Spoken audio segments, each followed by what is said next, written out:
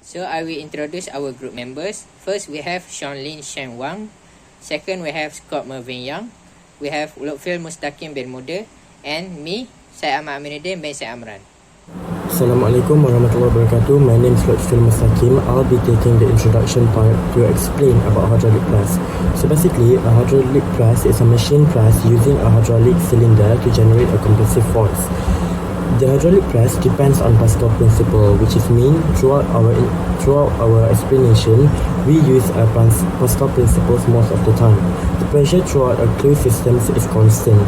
One part of the system is a piston acting as a pump with a modest mechanical force acting on a small cross-sectional area, and the other part is a piston with a larger area which generates a correspondingly large mechanical force.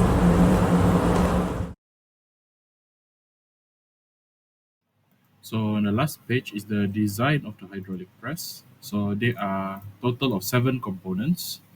The first component is the top plate, the top horizontal frame structure that holds the vertical column in place. Next is the bottom plate, which are the base structure that supports the entire machine, often bolted to a bench.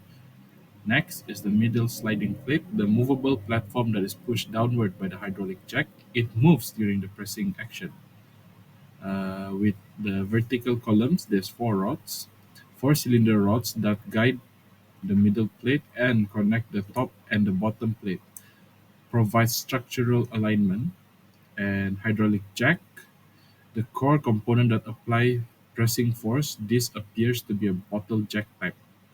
And jack handle, manual lever used to actuate the hydraulic jack by pumping. And lastly is the press tool or ram underneath the jack. This part applies the actual force to the workpiece below. It is mounted beneath the jack piston. My name is Syed Ahmad Aminuddin bin Syed Amran. So today I will talk about how the hydraulic press works.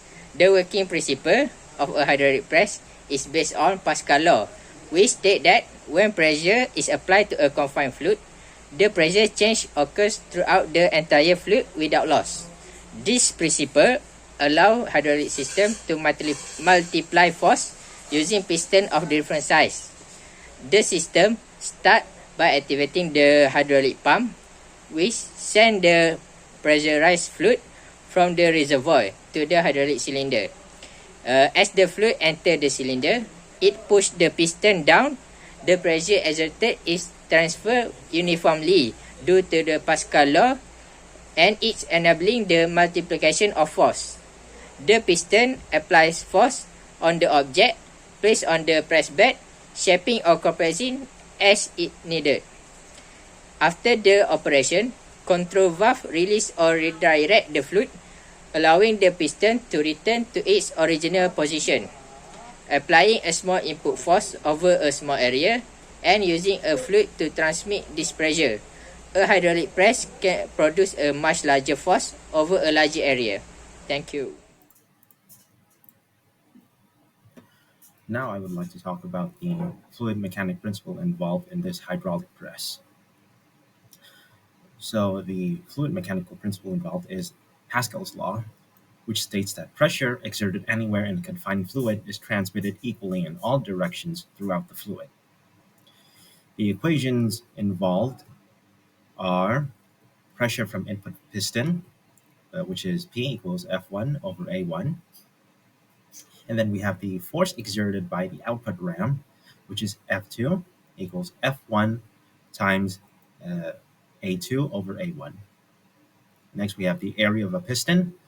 Since the piston is of a cylindrical shape, the formula is pi times d squared over 4.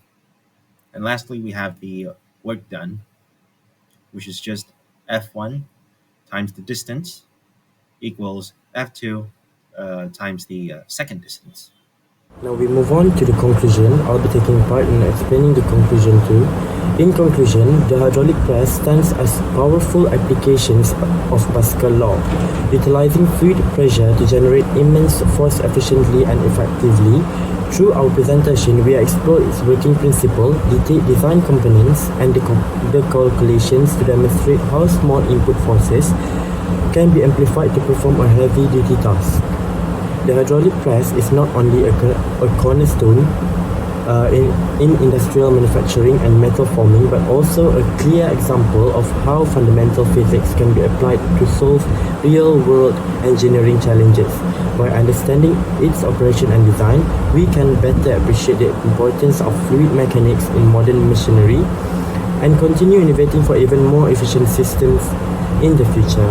And I think that's all for the conclusion. Thank you.